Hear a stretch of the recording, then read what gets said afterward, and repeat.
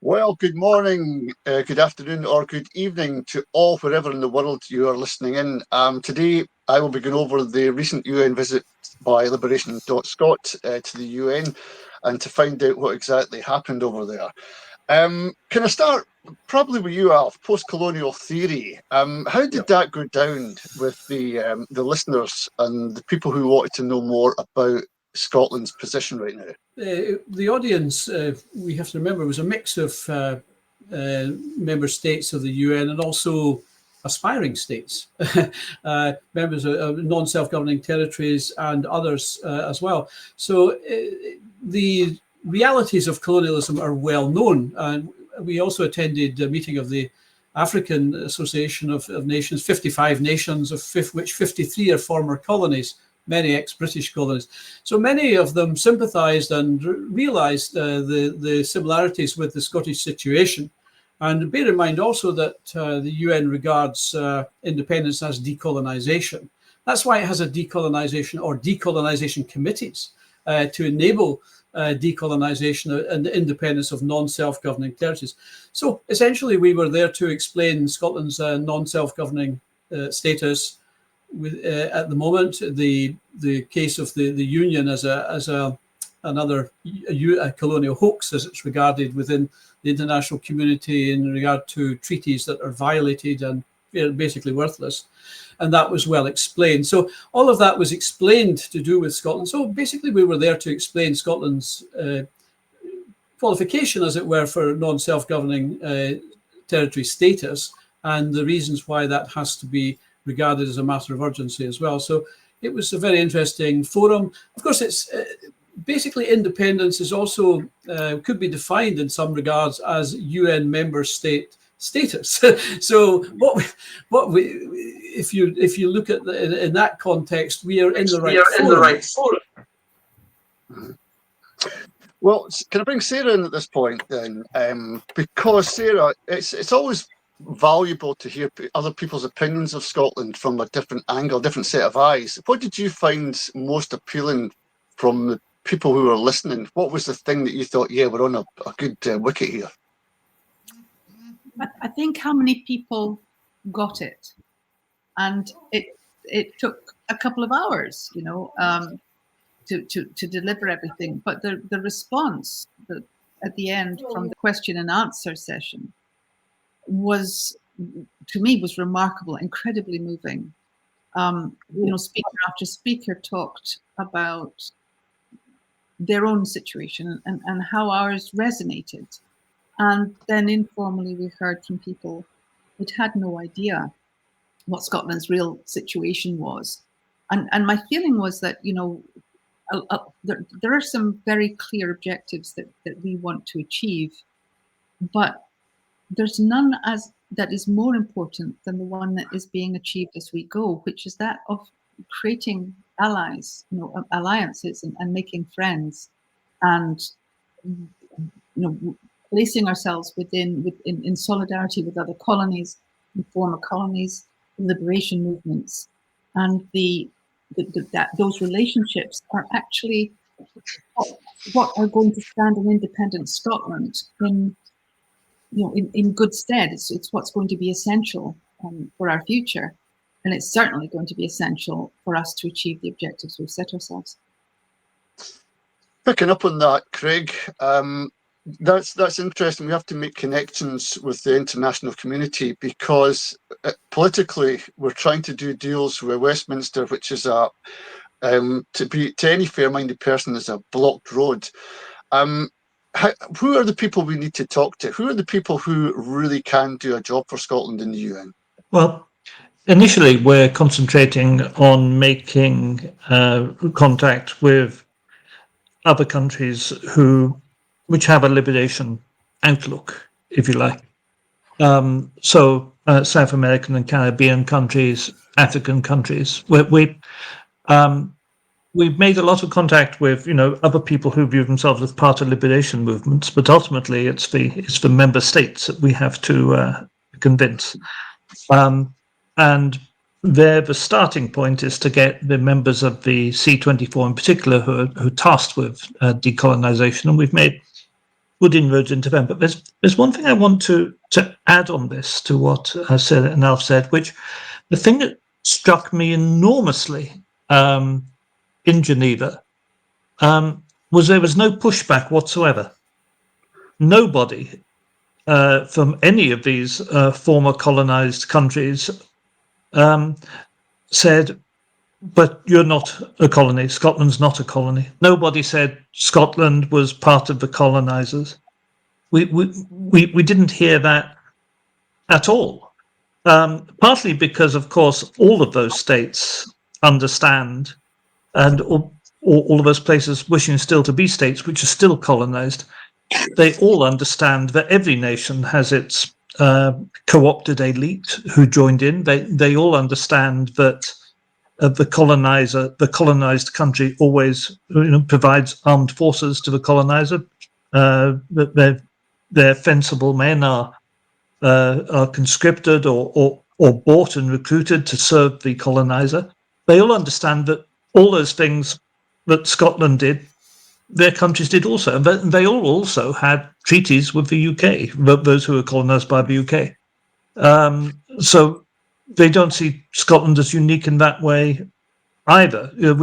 We found no difficulty at all. Once there were many people. It was very, very interesting, the number of people who said, we didn't know that. We absolutely didn't know that. People did not know the Scottish history and the history of our colonisation, the history of how England took over Scotland, the history of land dispossession, the history of destruction of the language, the history of depopulation and ethnic clearance. That was new to a lot of people. And they all got it. That they did all get it. I have, in both in this trip to Geneva and in my earlier contacts at the United Nations back in June, where I met at least a dozen people at the ambassadorial level from different nations, not one person has said to me Scotland was not a colony. Not one person has disagreed with the idea that Scotland is a colony and should have non-self-governing territorial status. Now, of course, we are going to meet institutional involvement, but it interests me that actually we get far more pushback at home from proud Scots, and even far more pushback from some independent supporters who seem to be thriving on a national guilt complex than we get from other nations who have been colonised, who quite understand what we're saying. Yeah. Alex, can you hear me okay over there? Alex, Yeah, as we get further down this road, do you think we'll see some more pushback towards Scotland's claims to be a colony? The British haven't even started yet on us. Do you think it's going to get a bit more worrying as we move on, or is the genie out of the bottle? It's all good because it's like if you know it, you can't unknow it. That's what I'm trying to say. How do you see it going on in the next few months and years if it takes that? Oh, well, it probably will take certainly until the end, at least, of the next annual cycle in December 2026, and possibly longer than that, because there are quite a few ways that the administrating state can interfere and put in roadblocks, delays. I don't think they can actually prevent it, but it can go. They will go on for years as they keep getting interfering, and then even if it comes to the final vote, they can invoke Article 18 of the Charter and declare it an interesting question, an important question. Sorry, and that means you require a 2/3 majority, but they have to pass that first. So there's lots of hurdles along the way, yes. Back to you, Alf. If that's the case, do we need to have political parties joined along with us to bring the fight for independence? Because ultimately that's what we're trying to get for Scotland. But it seems right now that one particular party is unwilling, I don't know, unable to come and support what you guys are doing. How do you feel about that? Well, it was, the point was made by our team in Geneva that one of the main reasons we were there, apart from anything else, is liberation movements are created when the political process fails the people. To a large extent, this has been an evolution of that. We've had successive majorities of nationalist MPs and MSPs who have been unable or unwilling to declare independence, to take matters forward in a logical sense. And as we know, it's only relatively recently that in Scotland and in the political scene, a referendum has been regarded as being the important aspect, whereas previous to devolution, of course, which is relatively recent, 25, 26 years, the cause and the purpose of the SNP was to declare independence when an elected majority of nationalists occurred, and that was also accepted by the so-called unionist parties. So we are there largely because the political process has failed in that sense. But this is normal within post-colonial theory, and this is what other countries and other territories recognize. They recognize their dominant national party becomes part of the system, or in the terminology, part of the racket. And then it takes its foot off the pedal for independence. It takes people up blind alleys. It delays independence, and it becomes part of the system. It builds up its pensions and so on, feathers its nest, it points its friends to different positions, behaves like a gang, essentially. So that's, you can see that within the SNP at the moment, which has a rebellion of different groups within it wanting to seek innovation towards independence, whereas the leadership and the elite want to go very, very slowly. They're quite happy to take people up the hill or halfway up the hill and march them down again after they get elected, so without reaching the summit. But this is part of post-colonial theory. All this is played out in many, many different territories around the world, many different instances. It's all been written about. It's all known. So it's known to many of these territories, many member states. You know, a lot of the member states, pretty much most of them were former colonies now today. So they realise this. So Scotland's situation is not unusual in that context. It's really, as Craig alluded to, the people need to better understand their condition. They need to better understand what is actually happening here, and that the status quo is being maintained now by the dominant National Party. And as I say, that's not unusual. But the people have to understand it, accept it, and work their way around it. And that's what essentially we're trying to do. Sarah, that's interesting, isn't it? Because the political parties have, as Alf says, in post-colonial theory, in every country, they have become the bourgeoisie, and part of the problem, if you like. Did you find that this history of Scotland, the story of Scotland, resonated with a lot of people? They understood what Scotland was going through? Almost immediately.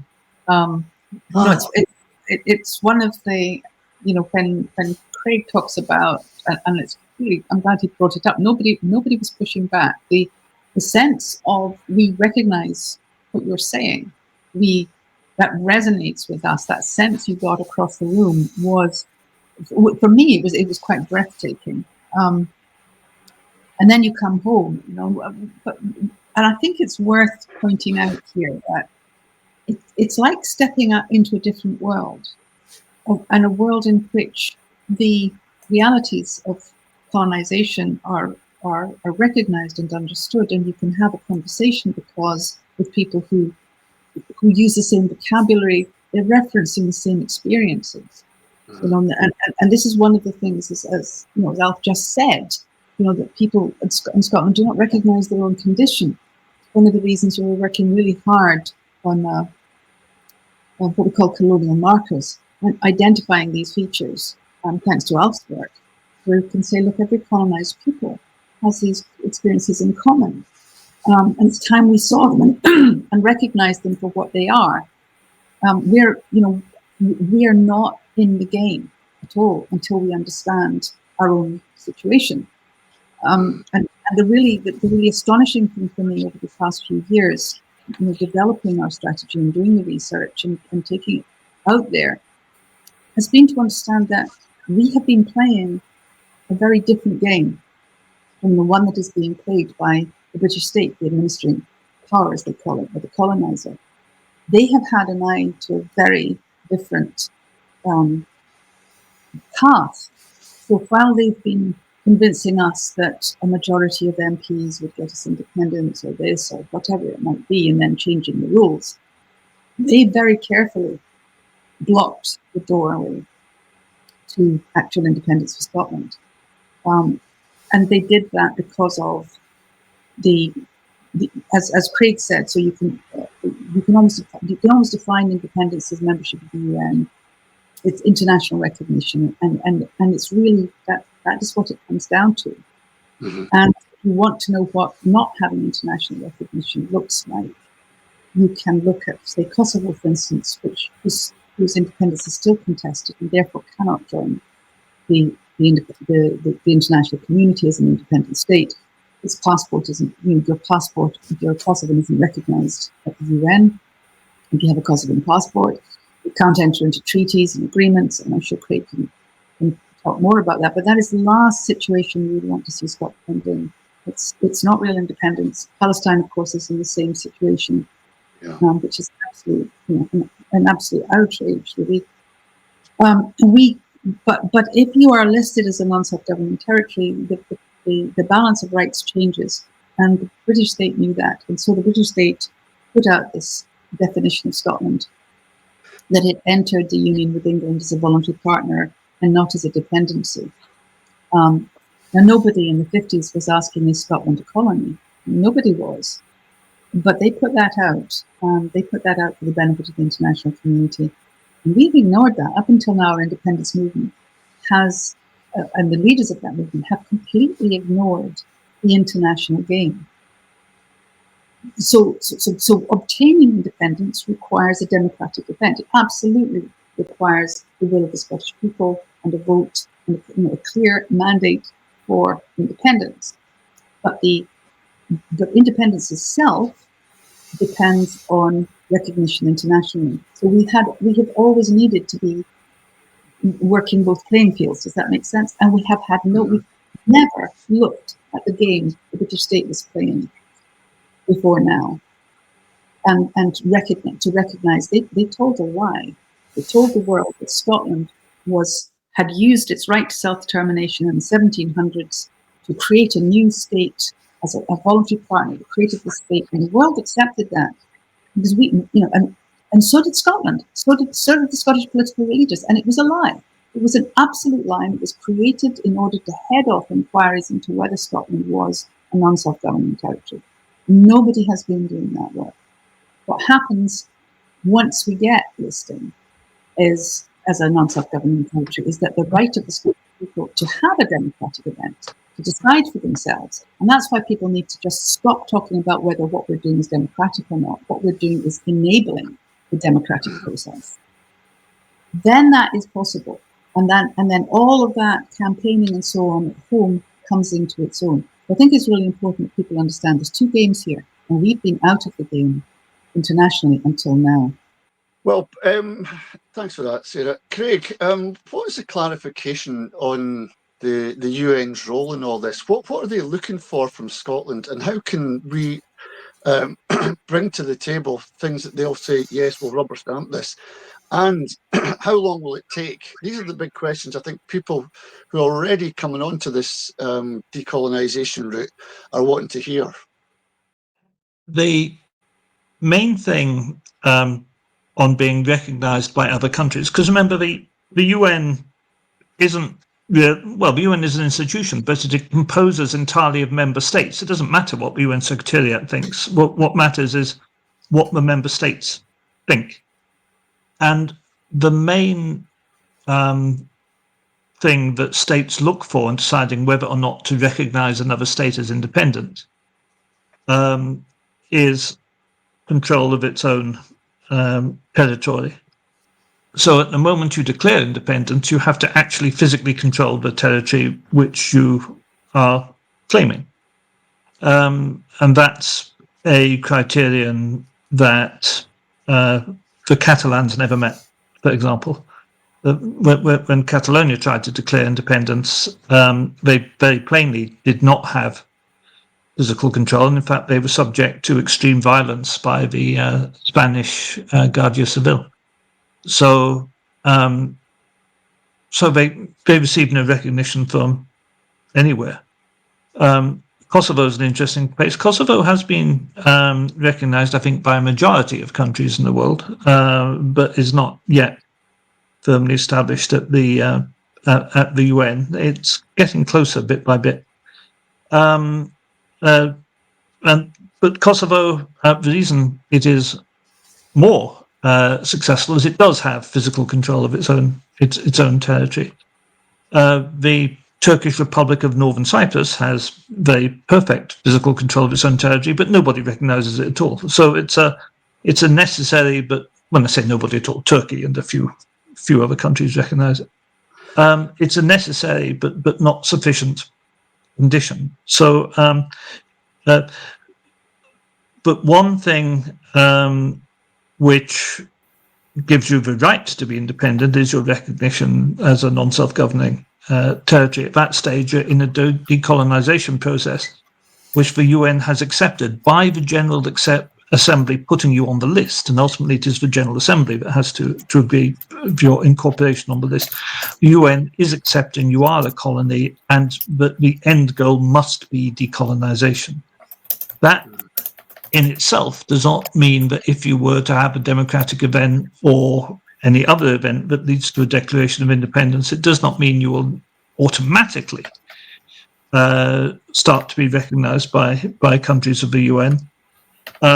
What it does mean is that you are in a process where the administering power, which would be London in this case, is supposed, in negotiation with the United Nations and in negotiation with the Liberation Movement and other stakeholders in Scotland, is supposed to facilitate your transition to independence. But the United Kingdom, of course, doesn't practically do that. There are still several British colonies on the list of the Decolonisation Committee, which the UK shows no real signs of intending to decolonise. So none of these processes leads to automatic success in the short term. I think that needs to be understood. But your chances of success, if you eventually have to make a declaration of independence without the agreement of London, and I should be absolutely plain. My own view is that there will never be the agreement of London. We're never going to see a voluntary agreement from London because they lose so much of our resources. They can't afford to lose our resources. It would enormously diminish the UK. They just can't afford it, and they're not going to agree. So once we come to a stage where Scotland, by whatever route, is ready to declare independence, our standing at the UN will be enormously enhanced if we are already registered as a self-governing territory. All of this helps. The process will take some time. And obviously we want to accelerate it as much as possible, but I don't want to discourage people, but I don't want to give people a false hope this is a quick process, because it's not. It's a process that takes some years rather than months, hopefully as few as possible. But there's also the important thing to say is ultimately Scotland's independence will depend on a vote at the United Nations, ultimately. And we are winning friends at the United Nations. We are winning support for Scottish independence among delegations at the United Nations, and we are introducing the idea of independence to delegations at the United Nations who've never thought about it before. So this is absolutely essential work, irrespective, if you like, even taking away the context of the SGT, non-SGT process. This is absolutely essential work we are doing that nobody else is doing. I can't predict the future. I don't know exactly how it's all going to work through, but the work we are doing is essential to the process of Scotland gaining its independence. I'll bring in Alex at this point. Alex, is he still there? Have we still got Alex? Yep. You can hear me, Alex. Alex, there's Yeah, a lot of talk about nation states. We need to win the support, but aren't nation states being overtaken by blocs, America, Russia, BRICS? It might be hard to get an argument going with these people in charge. Yeah, you're right. These blocs are very powerful within world economics and politics, of course. All we can do is make contact, explain, educate, and as Sarah said earlier, when we were speaking at the UN, people got it. They got it much easier than some of the people in Scotland do. They realise the colonisation that's taken place, and I had no idea about any of this until I joined Salvo, and it was only by participating in the research team that I discovered the heinous crimes that had gone on both prior to and after 1707. It's the stepping stones that we have to go through are pretty plain, and it not only plain to us, it's obviously plain to the administrative power. So they know what we're going to be doing, and they know what we've got to follow to get there. So I've no doubt they're very well prepared indeed. Thanks, Alec. Alf, back to you. Post-colonial theory. You mentioned in your book that there's an ethnic nationalism and a civic nationalism that has to be separated, and we have to let the people here vote on what we want to do, because the others haven't caught up with Scottish history or Scottish politics yet. But right now, we're seeing a lot of incomers. I stay in Drumnadrochit, and we're seeing a lot of people coming up from south to get free prescriptions and free utilities. They're coming up here in their droves. They're watering down the Scottish diaspora. Will this hurt Scotland in the future, or is this just part of the post-colonial theory that we have to endure? Well, I think what is interesting in this context is New Caledonia, because as we've been focusing on supporting New Caledonia's initiative as well with the decolonising from the French state, and what they had agreed within the UN and within their own government in successive referendums was to develop a franchise based on selective criteria, what they call selective criteria, and that basically favoured the indigenous community for their self-determination. We have to remember that self-determination is about a people and a culture. It's not always about a place. It's about a people and a culture. And all peoples have the right to self-determination. But what that means is other peoples shouldn't necessarily block and interfere in the right of a people to self-determination. Now, the Scots are seeking self-determination, and the Scots within the colonial context are defined as an ethnic group, a community of the people. Therefore, and it's a colonial procedure necessarily to displace a people. And Scotland suffered massive displacement, out-migration, incentivized out-migration, forced out-migration in the past, and also to some degree a replacement with another people. And most of the people coming into Scotland come from England or via England today. So that is the reality. That is what the census tells us. So colonial procedures that is what a colonial procedure, basically one of them is to do with population, is to displace a people and to reduce the demand for self-determination independence. And that's what's arguably been happening with Scotland, and has accelerated in recent years since devolution. The largest population of people coming into Scotland is people from England, and that's exceeded 1 million people since devolution. Mm-hmm. So it's not insignificant. It's very large.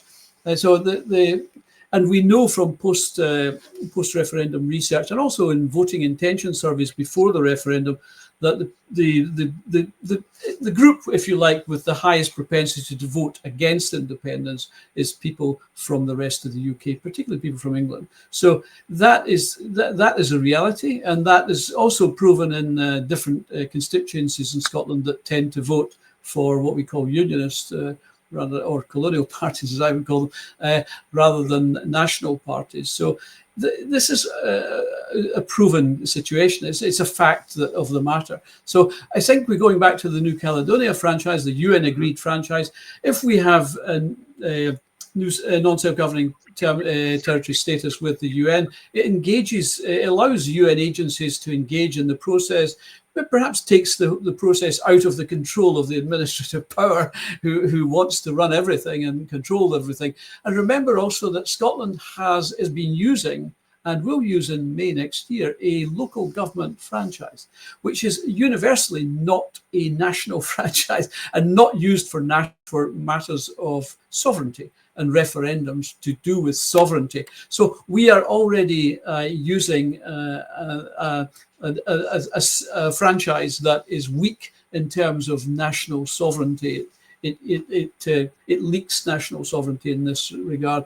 So it doesn't work in our favour, either in a referendum or in national elections to the national parliament, which is basically going back to what many unionists described it as a wee pretendy or a wee parish council town parliament. It's got a municipal franchise. It's basically a local council in terms of its franchise, where anybody coming through Scotland for any short periods or any long periods, whatever, can vote on the sovereignty of Scotland, and this just wouldn't be allowed in other countries.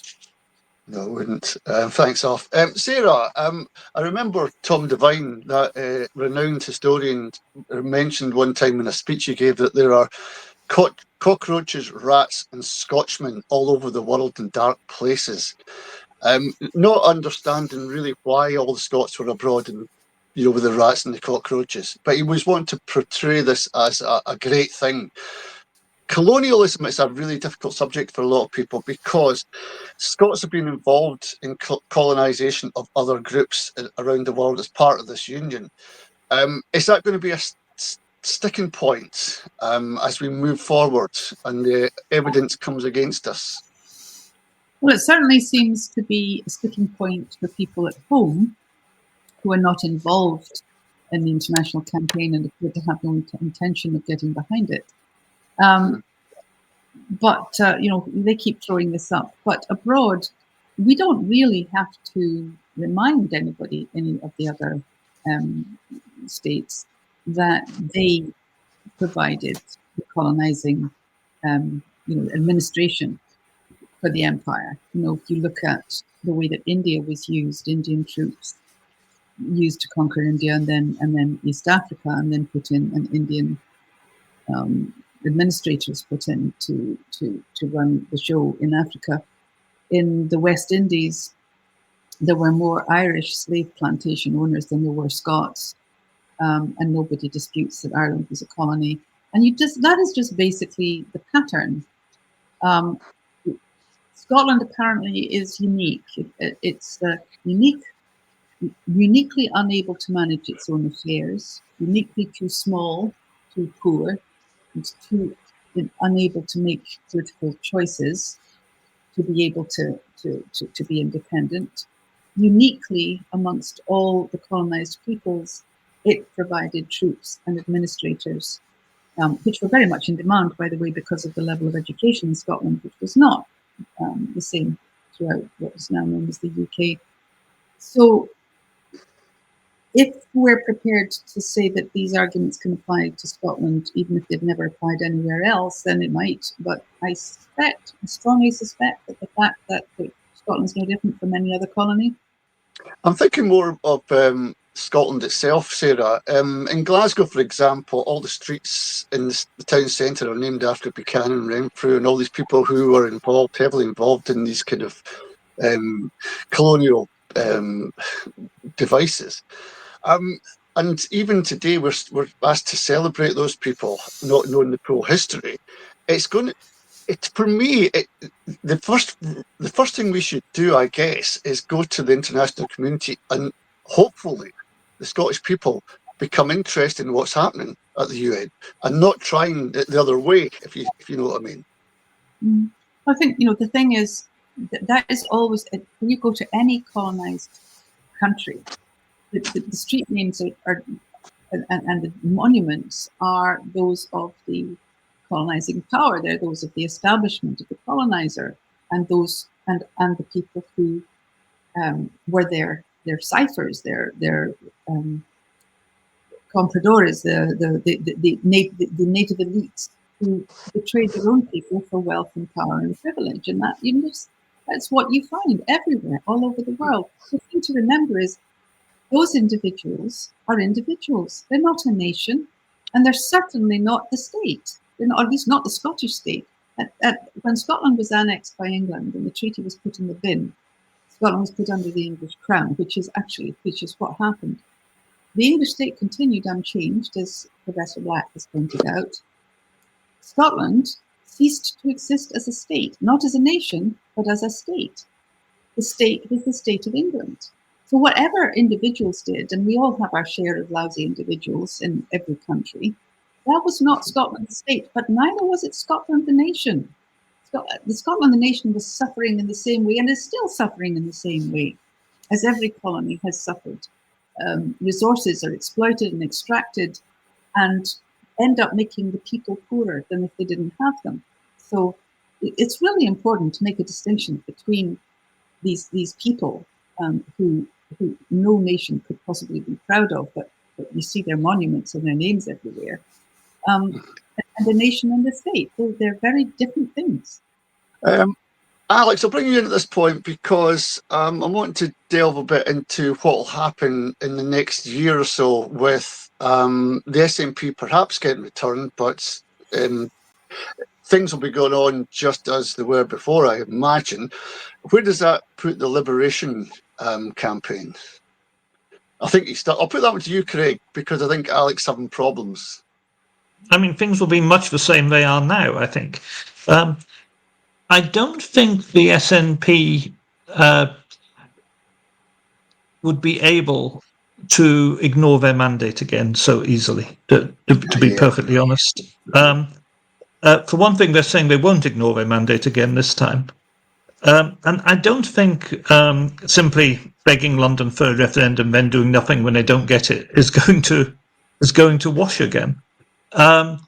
It does look, due to the extraordinary fracturing of the vote, with Reform coming in and taking away some of the Tory and some of the Labour vote, it does look as though the SNP is very likely to do very well. I also saw actually that there's an opinion poll I saw this morning, in fact, where Alba made 5% for the first time. I think it's in the National today. So that gives a chance that Alba may be in the Parliament as well. And we still don't know whether the Corbyn party will ever materialise or not. But if it does materialise, that has the potential to absolutely destroy Labour in Scotland. Labour in Scotland is in a very bad way already. But if there's an alternative of a Corbyn party, I can see Labour in Scotland going down to below 10% of the vote and hardly being represented at all in the Scottish Parliament. So it's very hard to know exactly what's going to happen. And of course, there's a question. It's perfectly possible that all John Swinney wants to do anyway is get his feet under the table again for another period as First Minister, and that he would just go begging to Starmer for a referendum. Then when he doesn't get it, he'd just turn around and say, "Oh, well, I tried." And just try and use the Nicola Sturgeon playbook again. And maybe, he himself then doesn't really care if that then destroys the SNP in the next election years later, because he'll get several more years as First Minister, and maybe that's all he wants. So, but I do think it's going to be very, very hard for the SNP to remain aloof from the demand for independence. I think they played out this game of pretending to be working for independence, as long as people are prepared to put up with it. And there's already a huge gap. I mean, I think in the poll that's out today, I think support for independence is at 52%, and support for the SNP is at 32%. That's a 20% gap. That's almost half of independent supporters voting for somebody else. And so I do think we're already seeing that process play out, where the SNP no longer is in any sense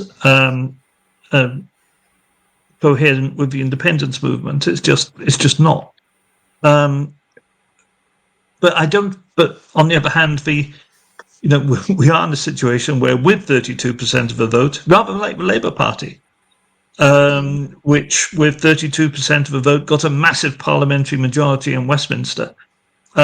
Even under the DONT system, which is a dreadful system, the way things play out, even with 32% of the vote, the SNP could end up with an overall majority or a very large majority with the Greens and other independence parties. I think they will have to start making noises about coming on board with us. I think there's now enough of the independence movement that understands what we are saying, that the kind of outright hostility to what we are doing, calling us daft and things that they've displayed up to now, I think that's going to start to cost them electorally. I think when you are doing nothing about independence, and when you're telling the only people who are doing something about independence that they are daft, and you're making fun of them, and you're making a virtue of just sitting on your big fat ass, picking up a huge salary and doing nothing about independence, I think people are going to get fed up with you pretty quickly. And I think that's what's coming towards the SNP. I think that's happening now, Alf, to be honest. I think that more and more people are getting turned off First Minister's questions, FM questions a lot, and they're turning their focus around to things that interest them. Scotland's fight. How do we keep the kettle boiling, if you like, keep this alive in the coming months ahead? Well, I think what the post-colonial theory tells you, of course, is not only is a liberation movement created to take up the slack created by a dominant national party that's sitting on the benches there doing nothing, but there's all sorts of new parties created. So there's a lot of input, and organisations like Salvo and so on, and SSRG. There's all sorts of initiatives being created by the people to liberate themselves. But we also have to remember that within a colonial society, and this was very widely discussed in the UN at Geneva last week as well, is the psychological aspects of colonialism. And colonialism is based on psychology. Most of the theorists that developed post-colonial theory that led to the self-determination process at the UN and the creation of these committees were French scientists, French psychologists, and developing that theory, mostly French. And they created this body of literature that demonstrates how a people can crave dependency, can seek dependency, as well as become a dependency economically, politically, and so on. Psychologically, they seek that dependency. But we have to remember, within that context, the colonial power rewrites the history of the people, destroys their culture, destroys their languages, destroys who they are, and tries to give them a new identity. And identity comes at us through language and culture, which is the Anglophone culture, the English studies, English language. And this was what was rolled out in 100 territories around the world, including India. And all these countries still have, Ireland as well, still have a colonial psychology to deal with. There's a pathology that goes with colonialism that makes people deny even their own liberation. And this is at root the problem with the Scottish no vote. It's a colonial condition. It's regarded in the post-colonial theory as a disease of the mind. And this goes into all the theories I've explored in Freud's theory of the id, superego, and so on, where your take on the values of the colonizer. And key within the values of the colonizer is the crushing of the colonized. The Scots were crushed, and I'm seeking a higher culture status, Anglophone, Britishness, British exceptionalism. And this is what happened around the world. All these colonies, and it happened in some places just at the same time, or if not before Scotland, in the case of India, where English studies was rolled out first. So all these features are part of the process of colonialism, which is as much psychological as it is economic and political, cultural, and so on. So we have to be aware of this process. It's a delicate condition. And I will finish on simply saying that the only remedy is liberation and self-recovery of national culture and languages and so on. And that is what the theorists tell you, that liberation is really, independence is a cultural emotion. It's a cultural emotion as much, if not more than anything else. And that's why the basis of the independence movement is the ethnic Scots. Without us, there would be no independence movement. We can't depend on other folk for it. And really, self-determination is about ourselves, reclaiming our culture, self-recovery, as much as reclaiming our territory. Sarah, I'm going to forward that a wee bit, because I think we are rediscovering our emotion, if you want to call it that. I remember not so long ago, Scotland were playing England at a football match, and it's a centenary one, and I've never heard Flower of Scotland being sung so loud. And the booing at God Save the Queen, which the English use, we are shifting to these groups. We've got groups here in the Highlands who are opposed to wind farms, transmission lines. Now, these aren't party politically attached. So we are seeing people now gathering their own groups because politics is failing them. Are we in the middle of seeing the union break? I hope so. I think I was hoping you would say, I hope so. There's something happening, fundamentally happening across Scotland. I think it's at least 52% in favour of self-determination and restoring our sovereignty right now. I think it's at least that. Go back to 2012, it was something like 34%, but the mood is completely different. It was a very triumphant, innocent, almost joyful mood from 2012 to 14. The mood now is not, it's much more somber and it's much more angry, but it's also much more mature. We understand much more about our position. We're certainly people are beginning to understand much more about it. From 2012 to 14, you saw lots of saltires and faces painted and whatever. It was great, but people didn't really know what that meant. What does it mean to be a Scot?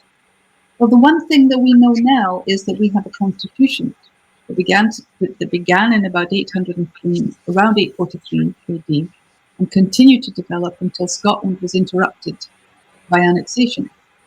But within that constitution, there are things of which every Scot can be proud. It doesn't matter whether they're, second generation Scot from Sri Lanka or a Highlander in South Uist or whatever, or somebody from the borders. You can say these are our values. These are the things that unite us as Scots. We have a poet, Rabbi Burns, who put them into lyrics, into lyrical language, and we all identify with them, and we can say that is what unites us. I think there's a much fiercer sense of who we are. I think there's that it has always been about the sovereignty of the people. So it's quite satisfying for me to see these organizations forming, ignoring the politicians and saying, well, we'll do this. And something I'm hoping that Salvo will be doing over the next little while is doing our best to empower those organizations with Scots law, the law that was passed and ratified as a condition of a union that never happened. But it means that we have them, at least in terms of international law, we have the British state in a vice. Because either there is a union and this law applies and this constitution applies, or it doesn't apply and there is no union. And it still applies, because if there's no union, Scots law applies. So, it's time to start using it. It really is time for liberation. It's time for Scots to stand up and say, all right, we're going to make this happen. And I think that's what we're beginning to see. Just doing that, the very fact of people standing up and saying, this is our law, it's not yours, it's Scots law, and either there's a union and it's there, or there's no union and it's there because Scotland is still a nation and a state in its own right and waiting. And we can start using these laws and we can start using these provisions. And these are things, these laws, these provisions, these civil rights, the sovereignty of the people, something we feel in our hearts, and it's powerful. And I think it's on its way. And that's the end of the union. All right, Craig. Is it the case that we have to make big differences between us and the colonizer to show that we're different and take that to the international community. I'm thinking of even like sport. In Canada, our curling team is a top team, but they never get represented, and that's down to our broadcasting companies. But the connections that we make when we go abroad doing sporting events, people power is very, very important to bring the message that you and Liberation are taking. Is that fair? The question of what constitutes a people is a difficult one. With very extensive literature discussing it, because the principle of self-determination applies to peoples. It doesn't say nations; it says peoples.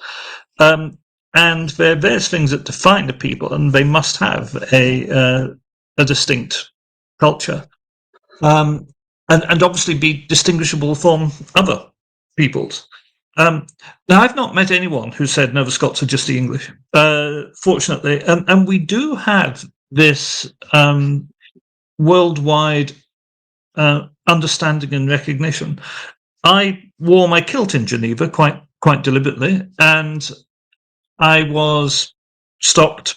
It took me ages to get to the United Nations because I had to stop for hundreds of selfies on the way with people who just wanted to be photographed with a man in the kilt. But every single one of them, and they were of every nationality you can think of, knew I was Scottish from my dress. There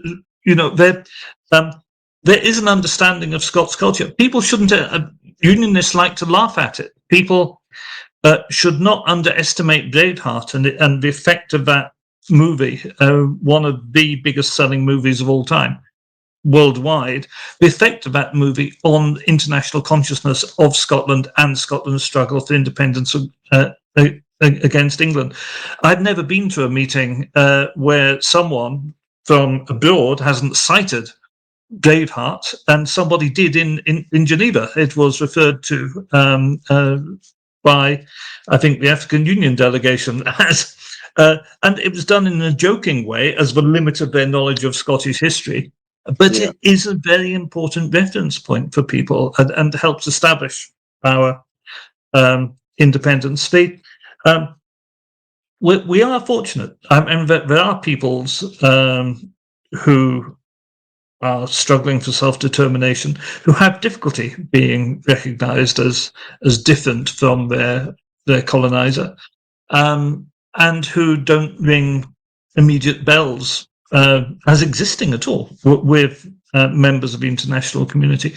We are very, very fortunate that there's a tremendous appreciation for Scottish culture and tradition around the world, and that's a very, very important start. Alf, I was way up climbing some hills yesterday, and one thing you'll notice about hills in Scotland, they're all in Gaelic. A pre-Union time where we described the land as it was shaped and formed. And the tragedy today is that nobody can understand how to pronounce the names of these hills, unless it's, of course, Ben Nevis or something really very easy on the tongue. We've lost a language. We lost a lot of our culture. Although Craig is right to say that tartan, we've hung on to it. We've hung on to our kilts. Thank goodness we have. We've got them back. But do the differences make Scotland, make the people? Are we doing something that shows that we are different from somebody else? Any independence movement is national consciousness. However it's presented, but national consciousness, you mentioned the Tartan Army, national consciousness, Craig's kilt in Geneva, national consciousness, and this is instantly recognisable globally. The Scots are widely regarded in a positive sense globally, as we know. We have nothing to fear from the world, and the world has nothing to fear from us. And I think one of the most fundamental aspects about national consciousness and in the Scottish context is that had we been like Ireland, independent since 1922, we would have been neutral from at least 70 international conflicts that Westminster has dragged Scotland into. And remember also, this is a fundamental objective of the United Nations, which was to provide a peaceful world, a trading world, and respect for other peoples and nations, and to reduce the powers of the imperial giants, as it were, the imperial powers, to eradicate the imperial powers. Really, that's what the purpose of the UN really is about. So what we are doing here is fundamentally within the context of what the UN is all about, in that sense. But going back to post-colonial theory, where we are just now, I wrote a paper recently called "The Three Phases of Decolonization," which is by Frantz Fanon, about African decolonizations and others as well. And that basically demonstrated to me we are in or close to the third and final phase of decolonization. We've been through relatively rapidly the difficulties of a dominant national party becoming part of the seeking an accommodation with colonialism, which is part of the process. We've been through that, their naivety and so on. And we've now into the process where new parties are created, new mechanisms for seeking independence, a realization that the matter is very urgent.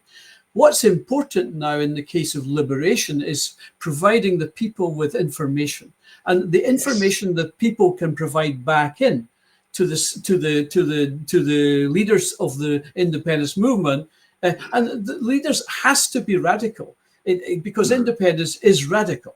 Liberation is radical. It's radical. So the radicals are the only people that can lead this path to freedom, as Mandela would say, and those that are entrenched in their positions in the colonial administration set up at the moment, they are really arguing for the status quo, which is not radical and it's not liberation. So we have to, the people understand, and the people are beginning to understand this. You see, as Craig mentioned, the split between the vote for SNP and the vote for independence. So at least half the people have cottoned on that this is a difficult situation and they have to do something. Because at the end of the day, we're in phase 3 of the decolonization process. We either liberate or the people and nation perish. And the people and nation have been in the process of perishing for a very, very long time. So although we still have this national consciousness and national elements of national identity and so on, and national identity is fundamental, it's under a lot of pressure. And the objective of the imperial powers, of course, is to eradicate, if it can, that identity and replace it with something else. Well, you've cheered me up, Alf, because I agree. I think we're in the last throes of colonization, and I think we're going through all the trauma and the hurt that it involves until we find ourselves. But Sarah, there are other countries out there looking to get their self-determination, and one that's we've been speaking about on our podcast is Burkina Faso. He's got the support of the military, he's got the support of the people now, and he's got the culture back, and now he's putting out reforms that are bringing up the country. That's a leader. That's not a John Swinney, is it? Well, it's a very different setup. You know, I mean, Burkina Faso was not colonized, and officially it's independent. But as we know, we've still got to get to the stage where we have control back of our own resources, and independence isn't a thing that you can vote on one day and it's there the next. No. If you've been colonized for 300 years, there's a process involved in reclaiming your territorial control, your political values, your political systems, your languages, your culture, all the things that make you who you are. Post-colonial theory and decolonization is becoming quite fashionable around the world. And it would be good to work alongside other countries to see what they're planning, see if we can win friends and ideas to bring it to Scotland. What happened, and this is just my view, and I'll be interested to hear what Craig has to say about this. So the decolonization program at the United Nations began really in earnest in the 50s.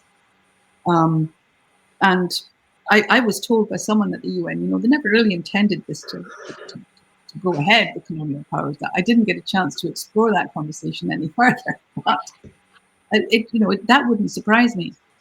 But in a lot of ways, when you look at the process, when you go back and you read the old records, you find that there are inherent assumptions that are clearly put there by the the big seven or whatever, the colonial powers, how there are these territories that that have hosted enormously powerful and important civilizations, treated as children, who didn't really have the intelligence and ability to run their own affairs.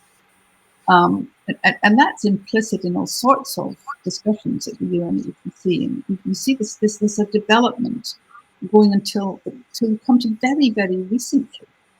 And what you see up until then also is the former colonies, and Alf described this perfectly, sending their children, the establishment of these former colonies, sending their children to English public schools, and then on to Oxford and Cambridge, and wanting to be part of the British establishment, and still aspiring to join the club, the upper echelons of the club that is the colonizer, to take on the identity of the colonizer. Now that changed dramatically, started to change dramatically.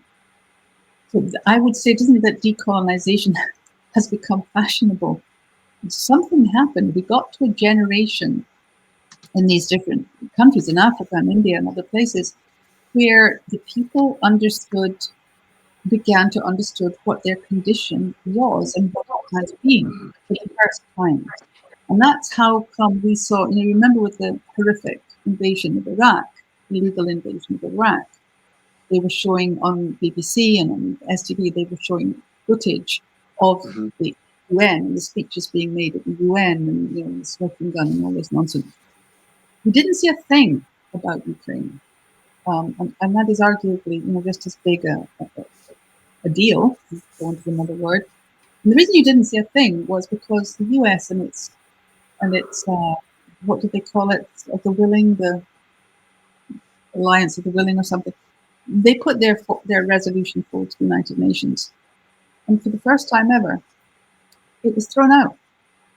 And I will not forget, for in a long time, seeing this wonderful African woman, I think she was African, correct me if I'm wrong, saying, this organization was founded to broker peace and not to take sides in the war. That's about 3 or 4 years ago now. That to me said tectonic plates are shifting. And so this isn't about what's fashionable. This is about a world that's waking up. Or that is my sense of it. And we are part of that. I would love it, if Winnie Ewing had lasted long enough that I could go and see her and say, hey, Winnie, it's okay. The world is stopping and Scotland's getting on. Craig, there's no doubt in my mind that this visit to Geneva has raised Scotland's international profile.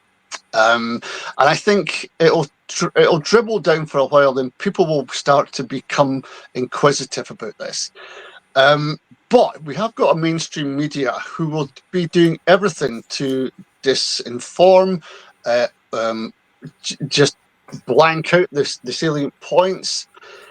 We're up against it. Yeah, unfortunately, we have a media which is almost entirely hostile to the very notion of Scottish independence. So one of the things I made plain in my presentation to the United Nations was that the last referendum met no international standards whatsoever. It had no international observers, and it in particular would have failed every aspect of international media monitoring when it came to having an unbiased media and equal media coverage for both sides, because the media coverage during the last referendum campaign, including from the BBC, was just massively hostile. And that's not going to change. I mean, we now have the National as a kind of ghetto, if you like, for hardline independent supporters. It's a kind of appeasement strategy by the owners of the Herald to enable the Herald to continue on its merry unionist way.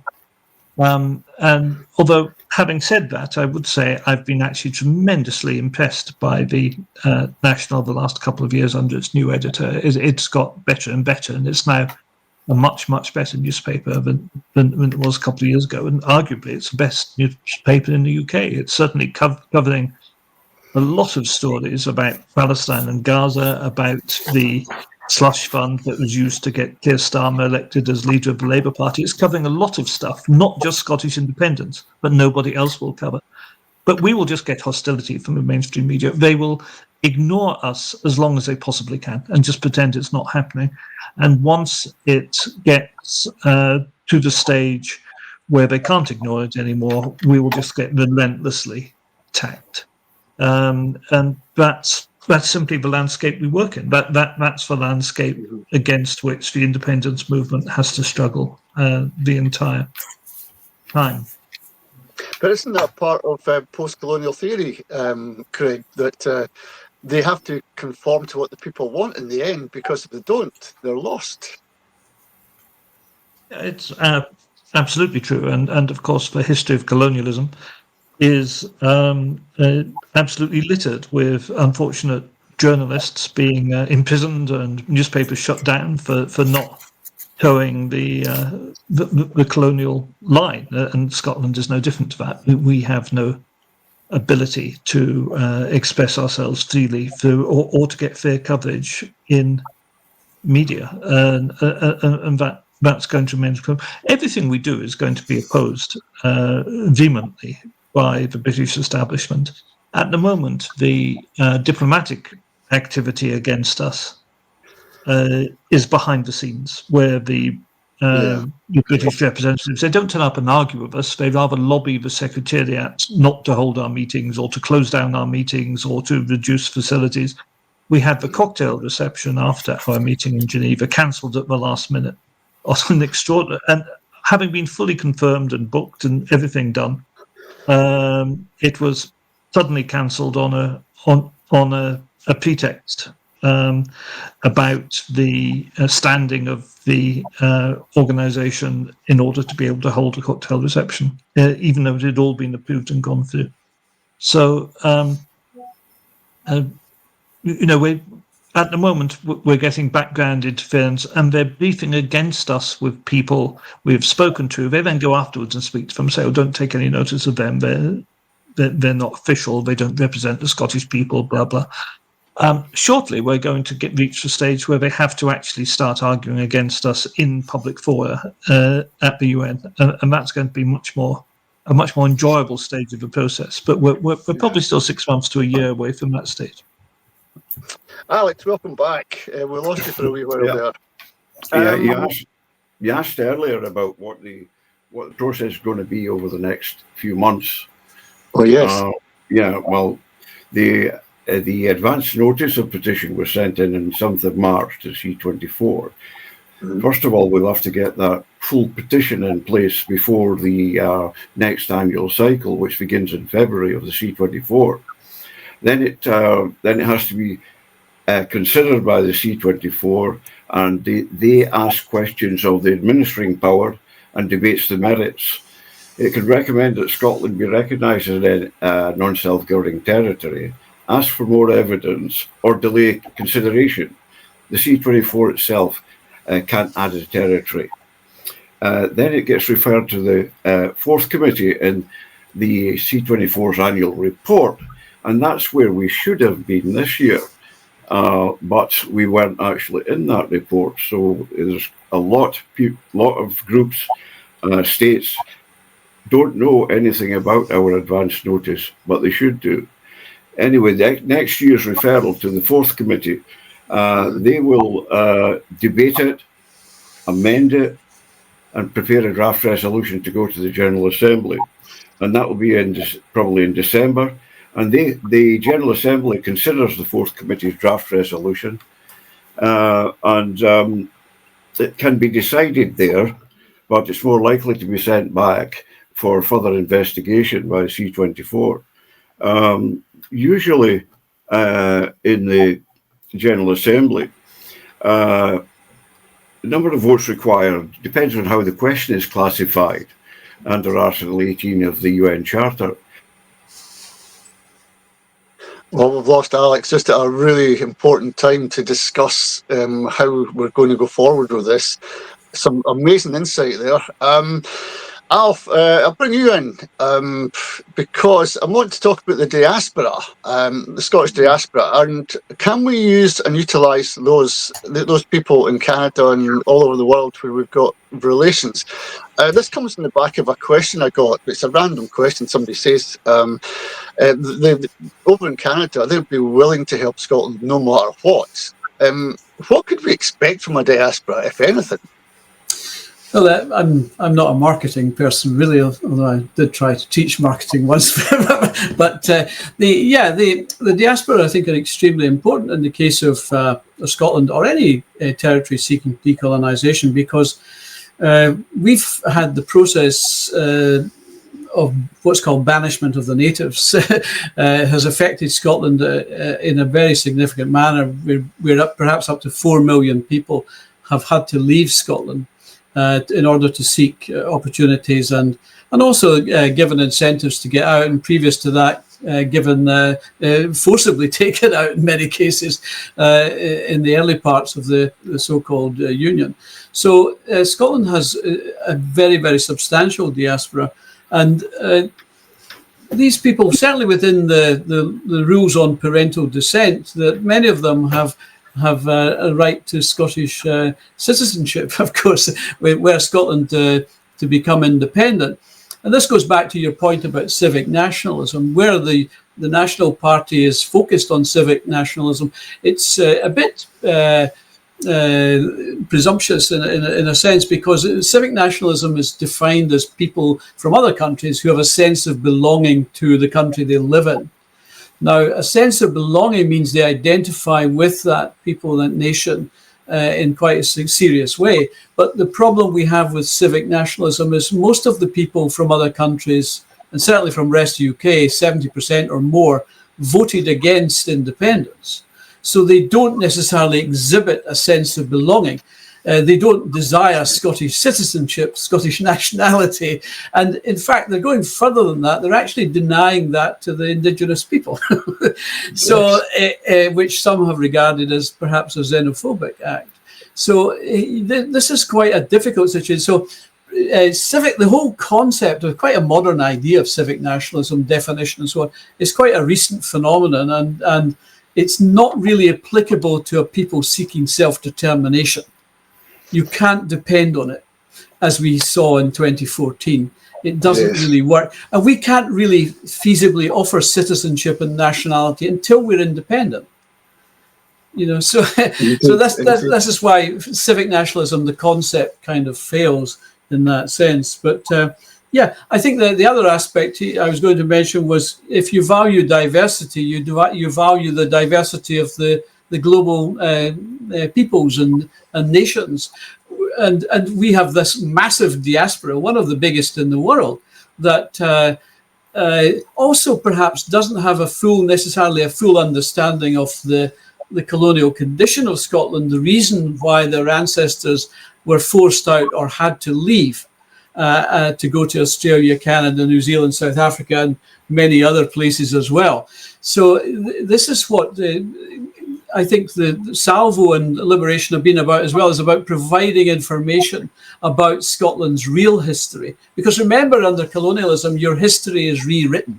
Our history has been rewritten for us, and it's written by the colonizer in their interest and so on.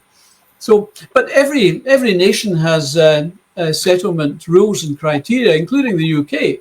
Where English language and English culture, or what they call maybe British culture, is regarded as being fundamentally important to settle in the UK. And Scotland would no doubt have these kind of arrangements as well, as most countries do. But the diaspora are a special situation in Scotland, and many other countries also provide constitutional votes to their diaspora. We did not do that. I know of many peoples in Scotland who are from Turkey, from Italy, from Hungary, and Ireland as well. They would receive a vote on constitutional matters in their country, especially if they have parental descent as well. So it's something we've ignored. We've prioritized civic nationalism, and we've excluded our own folk, if you like, our diaspora, from the vote, which is actually not the norm. It's not that. That goes back to the fact we have a local government franchise imposed through the Scotland Act on Scotland for the Scottish national elections plus referendum. Yeah, exactly. Alex, good to have you back. I was going to ask you about the plan to move forward with all this. And forgive me if I get this wrong, but are the colonisers to appear before the UN to give their case? Is that a requirement? That's well. Can I come in? The C24 will once they receive the petition, they will hear the petition and question the administering power at that stage. So once we get that full petition in, that's when they inform the administering power at Westminster that the petition is there and they want to ask questions of them. The thing I've been speaking to Sarah about this before. Once we find out that the UK is a fraud, the whole world's going to take a big gasp of air. Yeah. This is extraordinary times we are living in, I've got to say. There's a step missing there, Nori. That basically there's a number of ways this can happen, and of course Alex is quite right about the normal route. But because of what we now know about the bureaucracy at the UN, and we know they have their own civil service, if you like, it's kind of what is controlled by, and you got a sense of that from what Craig was saying, it's controlled by and influenced by and leaned on by, if you like, the colonial powers, the traditional powers that set the UN up, expecting them to do whatever they wanted. As a result of which, the only thing they could do with our advance notice and the notice we put in with the formation of the liberation movement was what the media does here, and that is they couldn't knock us back. So what they did was they simply expunged us from the record. Absolutely wrong. The record is supposed to be an accurate record of what happens in that session. So the provision of that notice, 2 notices, should have gone forward to the C4. It did not. It didn't appear. We're going to have to find a way to rectify that, and we don't yet. We're not quite sure how that's going to happen. However, when you know that that's at work, you also understand that why, if they can use bureaucracy and say, oh, this doesn't meet this or that, and say to the bureau of the C24, this has to be thrown out. They'll throw it out. So, both Craig and Sharaf have said they see this happening as actually a vote at the General Assembly that then instructs the C4 and then the C24 to look into Scotland's position. And there are things that we will need to do in advance of that, which you sort of touched on when you say, the UK doesn't really exist as it has described itself. You're absolutely right. That is a big shock for people.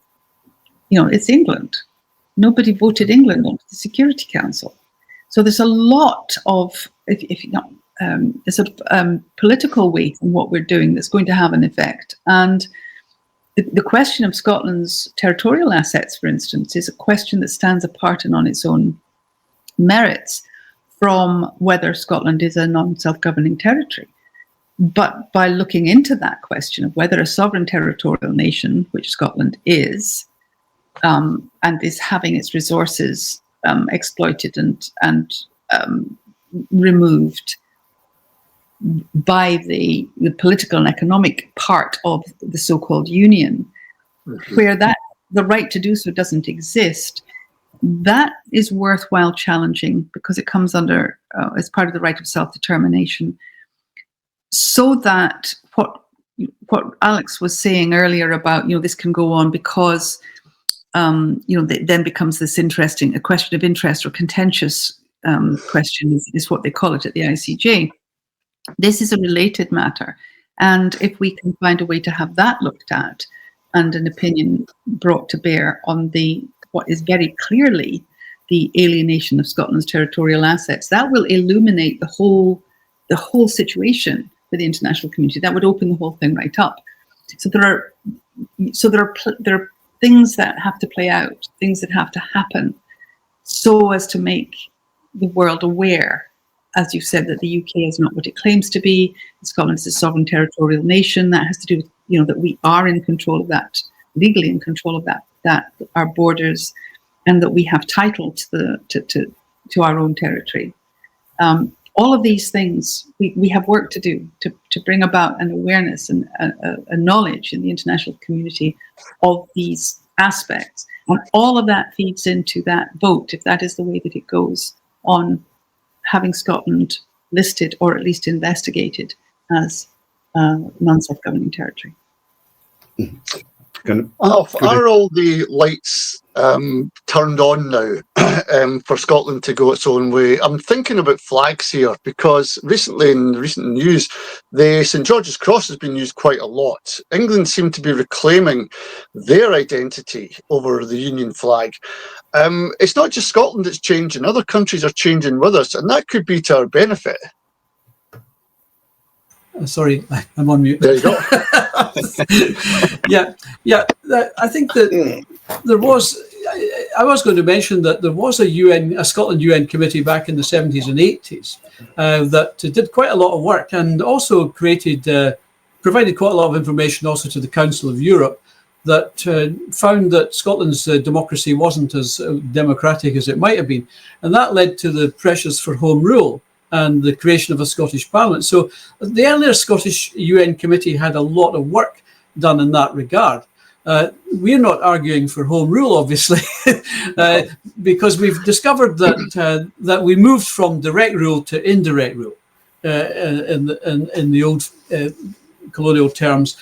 We have still indirect rule through Holyrood. So the movement for the Liberation Scotland initiative and Salvo initiative for decolonisation and recognition as a non-self-governing territory, it takes the matter forward, but it's still that continuous process of knowledge. And this goes back to, this knowledge is important. It goes back to maybe also a very interesting article by the blogger Peter Bell a couple of years ago called The New Thinking, which linked together the constitutional aspects, the political aspects, and the decolonisation aspects. And when you put it all together, as Salvo and Liberation have done, then it fits together very, very nicely and explains the phenomenon and the condition that we're under.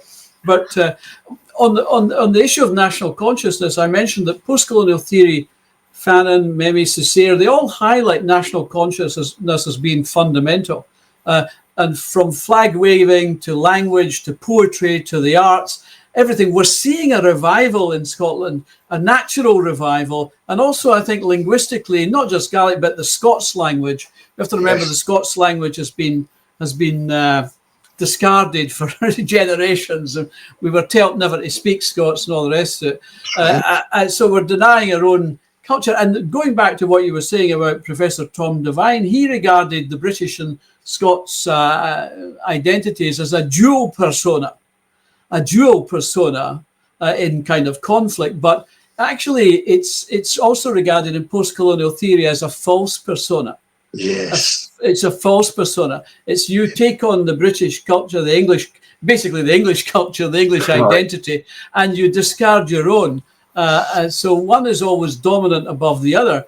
And this relates to, fundamentally, colonialism is about racism. It's about subordinating one culture and one people above another.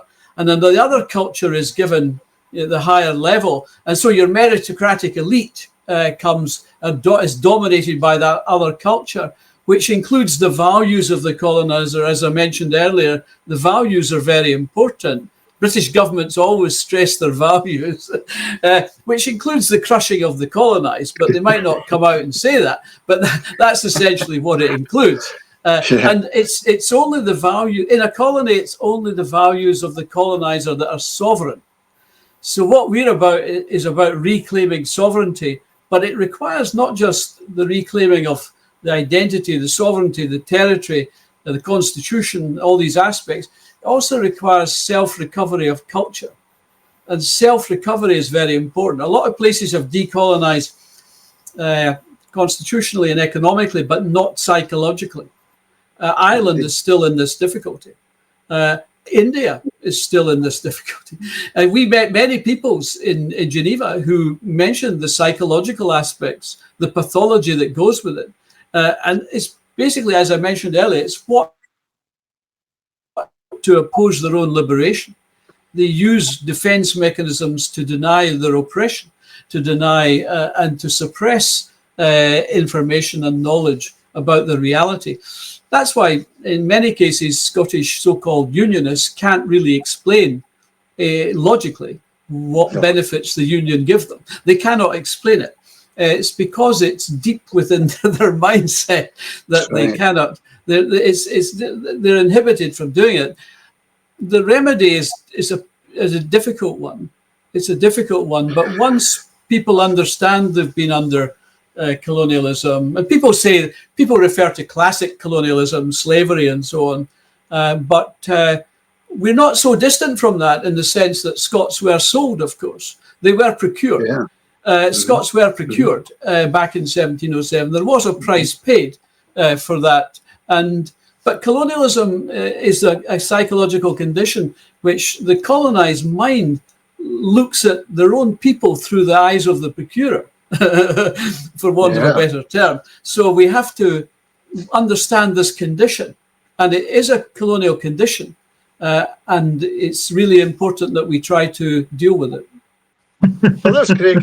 Craig, welcome back. I was just about to say, Robert Black's been a welcome addition to the Liberation.Scot campaign, hasn't he? He speaks with authority and voice. I mean, I think it's very important for people to understand just who Robert Black is. I mean, he is the greatest living authority on Scots law, and has been the editor of the, he literally wrote the book, has been the editor of the Compendium of Scots law. He's an extremely authoritative voice, and the fact that he states that he is very definitely a convert, and that he was brought up to believe the standard legal narrative about what happened with the Acts of Union, the Treaty of Union, and how subsequently a new state was formed. And that he has come to find that on the basis of fact, and this is important, but on the basis of the facts of what actually happened, the standard narrative is factually untrue, and the British government claims are factually untrue. I think that that's very important. That really has been ground changing, and it makes it very difficult for those people who want to claim we are daft or inventing things when you have the greatest authority on the very subject under discussion stating that you are correct. So it has been something of a game changer. I should also say, when you are doing lobbying work at the United Nations, this is very helpful, because people do take authorities seriously in that kind of world. In fact, I think we had 4 people speaking who were described as professor during our presentations, which was very helpful indeed. But I'd like just also, though, to move on to another point, which is a point I made in my discussion, that we've got to look to the future as well as focus on what happened to Scotland in the past, and what will attract many nations to the cause of Scottish independence, or the possibility of Scottish independence, is what it would do to the United Kingdom. The United Kingdom is not a popular state. The United Kingdom is actually engaged in a genocide in Gaza. The United States has radically reduced its aid budget, and what remains of its aid budget is largely fake, because it's actually spent on defence-related projects largely, rather than actually development aid as we understand it. the United Kingdom's behaviour throughout Brexit and the Brexit negotiations was extremely dubious, often acting in bad faith, making agreements with the intention of breaking them. The United States is as unpopular as a state. Sorry, the United Kingdom is as unpopular as a state can get. And that's very important to us because people view the breakup of the United Kingdom as a good thing in itself. Yes. And also, it is by no means automatic that England would be seen as fully the successor state of the United Kingdom, which opens up the question of United Nations reform and the question of the permanent five on the Security Council, which the vast majority of nations in this world is a question they want opened. UN reform is extremely important. The developing world and the BRICS countries, for example, are all very upset with the being stuck in this situation where the United States, for example, can continually veto resolutions for a ceasefire in Gaza. So the cause of UN reform, which is stuck, can be kick-started by ending the UK. One of the permanent five disappears. You have to have UN reform. You're going to need a new system. And so that's one of the many ways in which the prospect of Scottish independence is very attractive to other nations. Indeed. Sarah, I was mentioning Robert Black because a lot of lawyers and who seem to be in a unionist frame of mind suddenly have realised their own values now that Robert Black's appeared and told about his conversion. That's a massive section of our society who are reluctant to move to this argument. That's one thing in our favour. At least we're starting to see different people from different bodies in Scotland moving across to find out at least what's happening with this campaign. I think, and I think Alpha's probably got some very useful things to contribute here. I think what we're going to see for a while, and you're seeing it among the kind of establishment members of the political parties. I'm not going to name names, but within the SNP, for instance, you know, and even beyond that, the kind of digging in the heels. You know, there's a sort of tug of war going on between fact and awareness, which I think is clearly on our side, and traction, political opinion, and the entrenched position of the colonized elite who are digging their heels in, and I think the legal establishment will be part of that. And eventually they'll be pulled over the line, and that will collapse. But for the time being, we just have to keep adding weight on the other side of the line. It's frustrating because we know we have all the facts on our side. We know that we're up against a fraudulent state, and one has been the same all the way through its history. So I went and did some investigation. There's something like 200 treaties and agreements that the British British government entered into from prior to the Union until to the EU withdrawal agreement. But they entered into an agreement or a treaty. Then in order to obtain access or an interest. And having done that, then they just completely discarded that, completely breached, violated the treaty, but then used it as a rhetorical instrument to justify what they were then doing. You know, so there's actually a principle in international law called estoppel. I'm not sure if I've pronounced that correctly, but it basically says you cannot profit from an agreement where you have reached your obligations. You cannot throw your obligations away, but still keep the profit bit. That is what the British state has done all the way through its history. Like I said, over about 200 treaties and agreements. So, and it entrenches its position through a kind of an orthodoxy and narrative. And I think we're very much it's like the emperor's new clothes. You know, we are the kid saying he's not wearing any clothes. It's going to take a little while, but it will happen. Because that touch paper is lit.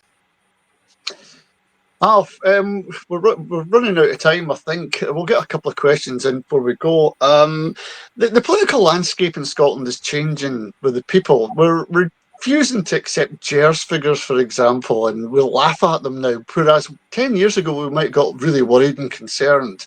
And we're not even bothered about First Minister's questions and what the political elites are doing. This bodes well, doesn't it? Because the Scottish people are not relying on political parties now. They're relying on their own intuition to find out the facts themselves.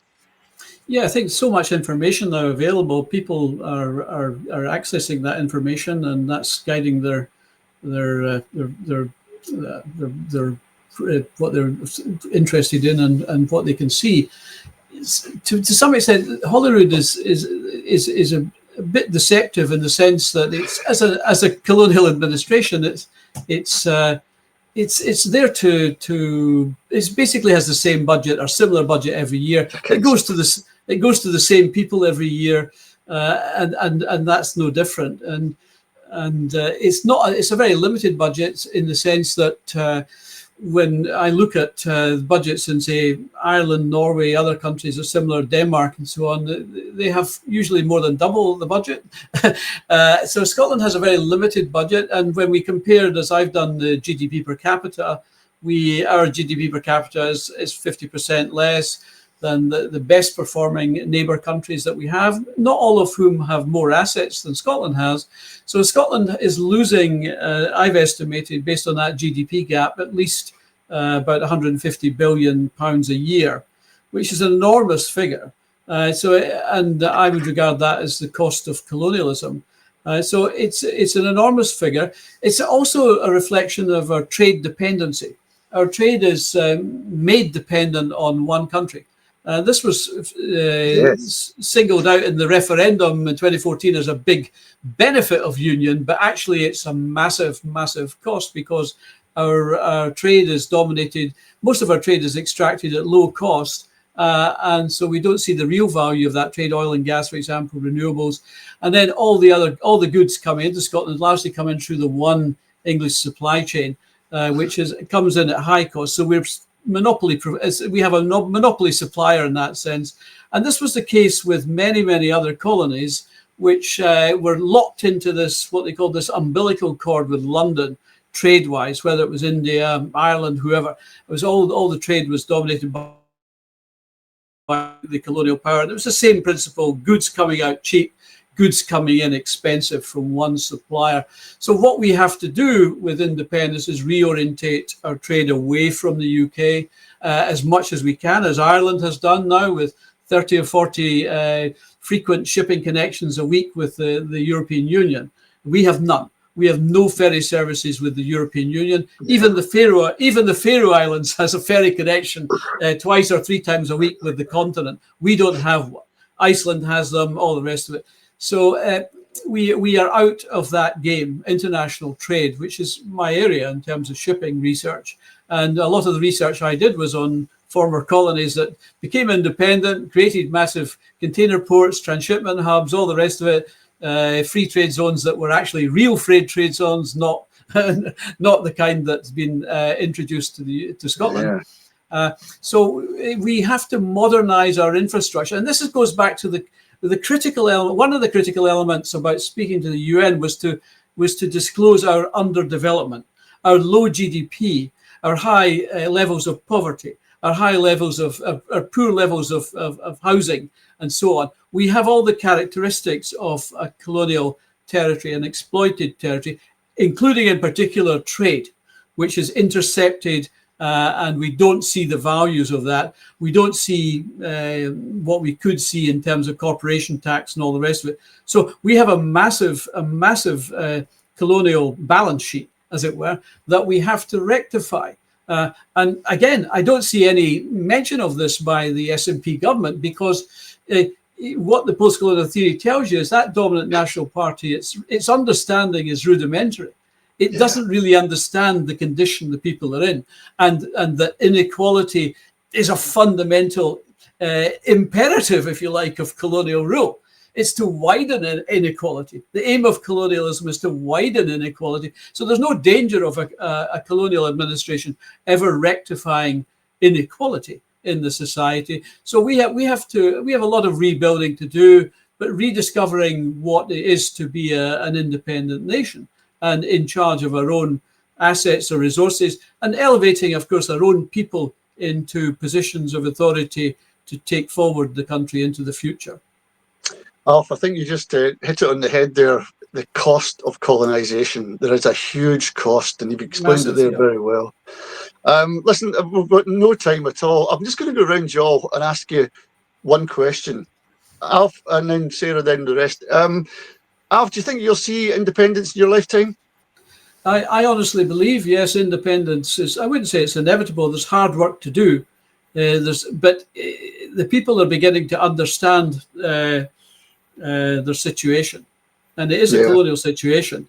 And once they understand that situation, I think the question is not to make people angry. What happens actually in colonialism is once the people understand the hoax, they begin to laugh.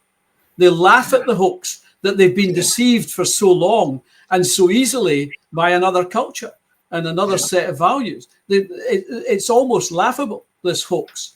And then, of course, once you realize the hoax, the colonial hoax, there's only one thing to do, and that's to get rid of it. Indeed. Craig, in your lifetime, do you expect to see Scotland a liberated country? I've got no doubt about it whatsoever. I think if you look at the trend, even with no campaign, the trend has now got to the stage where opinion polls are routinely over 50%.